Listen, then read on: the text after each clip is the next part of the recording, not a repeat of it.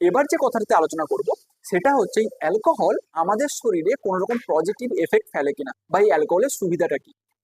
আমি আগেই বলেছি অ্যালকোহল যেটা পরবর্তীকালে অ্যাসিটেট তৈরি করে, এই অ্যাসিটেট ফ্যাট বা প্রোটিনকে ভেঙে দেয়। এর ফলে এটা আমাদের শরীরের কোলেস্টেরল ভাঙতে সাহায্য করে, তবে এটা লিমিটেড মাত্রায়, কারণ আমাদের শরীরে এনএডিটা হচ্ছে লিমিটেড।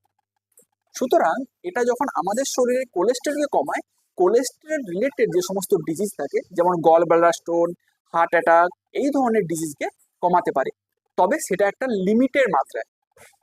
কারণ আমাদের শরীরে এনএডি লিমিটেড থাকার জন্য বেশি পরিমাণ অ্যালকোহলকে অ্যাসিটেটে পরিণত করতে পারে না, তখন অ্যালকোহল অ্যাসিটালডিহাইডে পরিণত হয়ে থেকে যায়, যেটা এক ধরনের পয়জন।